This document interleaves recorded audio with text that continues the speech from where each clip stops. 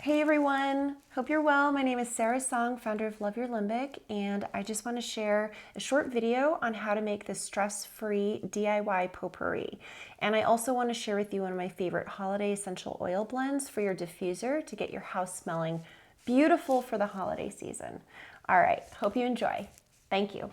A very fun project that I'm calling my stress-free potpourri.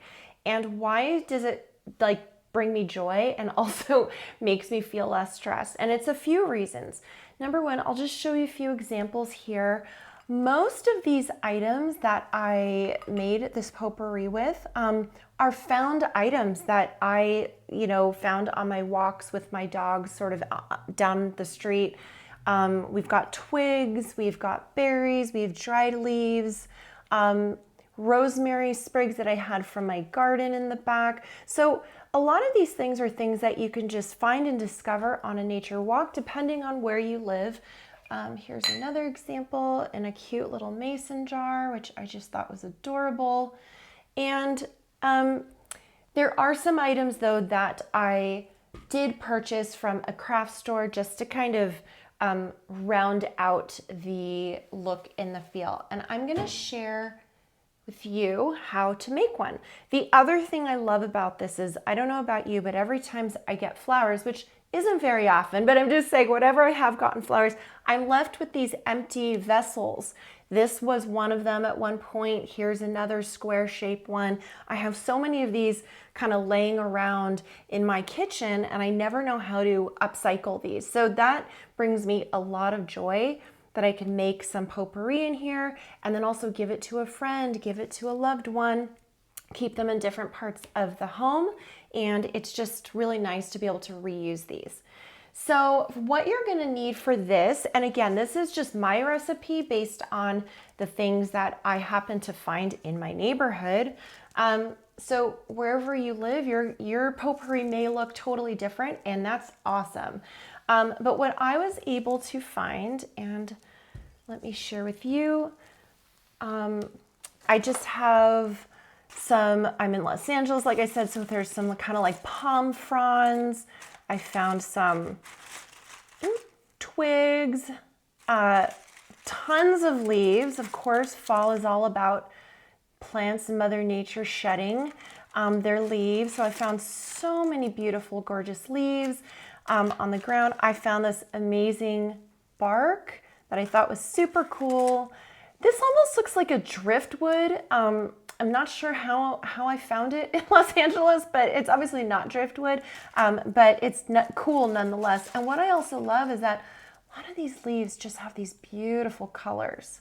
Now, that's pretty much, oh, here's some rosemary from the backyard. So everything here I pretty much found. This is something decorative that I purchased at a craft store, these kind of dried berries, which were kind of cool. If you can find pine cones, amazing. If not, you can also buy these at a craft store. So I just had so much fun with this. And there's really no right or wrong way to go about it. The only thing I would say is just to kind of fill, I hope you can see what I'm doing here. I'll do this instead. Is that I kind of build the bottom with a little bit of, like almost like you're making a bird's nest, just to kind of fill the bottom a little bit so that it fills up. Let me see. I put some of these more twig-like things at the bottom just to build a little base. This is a square shape, so I'm just kind of trying to shove it all in there. It's okay if things also start to pop up. I really love this, so I'm just gonna plop it in there and try to incorporate it in some way. And then here's some twigs. I just start building up. There's really no right or wrong, like I said. Here's some old eucalyptus leaves that I have from my vase of eucalyptus that is going south on me. So rather than just tossing it, I am gonna recycle some of these dried leaves. I'm actually gonna face this way so I can just see what I'm doing a little better. I love incorporating the different colors. You might need to cut the stem off just a little bit, and then just start sort of building up I really want to use this bark. I just think that's cool. And I sort of like positioning it so that from the outside you can kind of see what's happening going inside, making sure that it goes in different directions. I have this cool pine cone that I'm going to stick in here too. So these tall things. I also want to try to incorporate different senses of scale. So here's this larger leaf. I'm going to do it this way. And they're all going to look a little bit different. If you have longer twigs, you can just kind of break them. Oh, that one doesn't really want to break. That's okay. Just go like this.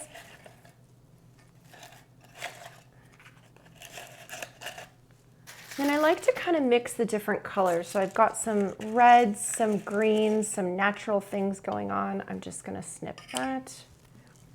I've got some rosemary. And if things are different heights, that's also okay. So once you've kind of built this up a little bit, you can add some of the other smaller elements too. Now, you can dehydrate your own citrus. You just need to slice it very thin and put it into an oven, like very low, 200 degrees for 2 to 3 hours. But just to save time, I ended up buying these, and these are super cute. These are just lemon wheels, and they smell amazing, and they enhance so much with your DIY potpourri. I also have these cute little berries that are craft items that I purchased. So it's a mix of found and new objects, which I totally love. And then I also found these super cute baby pine cones. How adorable is that? And I'm just gonna throw them around, and voila, here is, oh, I'm gonna trim that side because I'm not loving the way that looks. Do I wanna add anything else? I think this looks kind of cool. What do you guys think? Rosemary might be a little bit tall. I'm going to just snip it. Okay, awesome. Now, how to fragrance your potpourri. There's a couple ways to do this, and this is what I wanted to share as an aromatherapist with you, that the two main ways that you would want to scent this are either through a fragrance oil.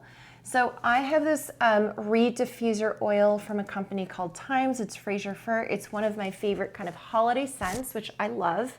And you can just take, be very careful, this is super strong, a pipette,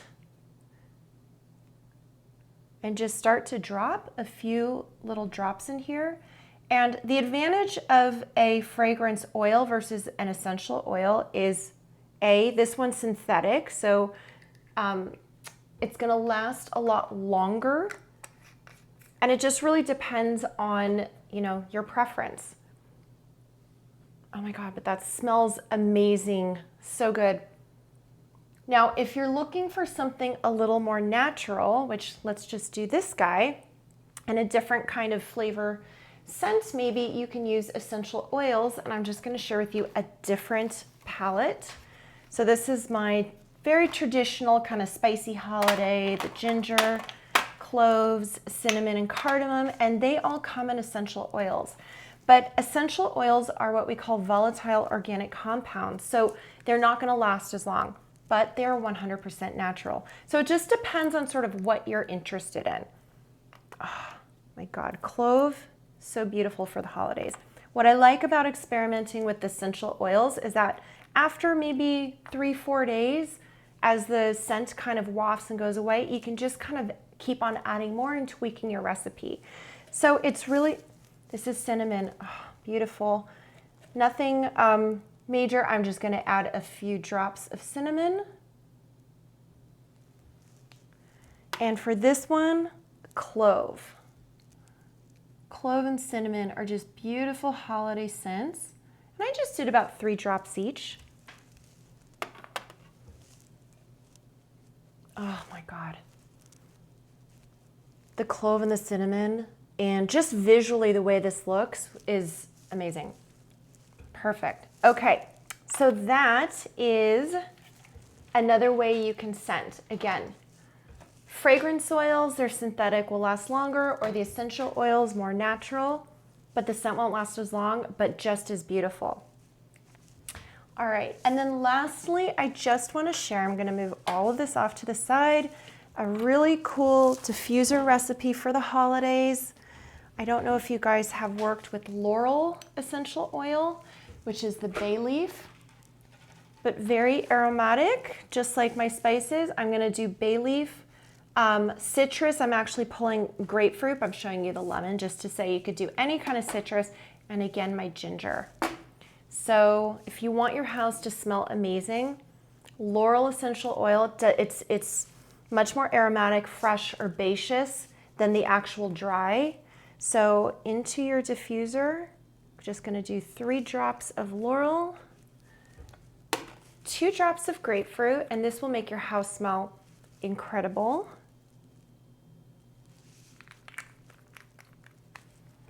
And 1 drop of ginger. This brings in that warming, stimulating holiday scent.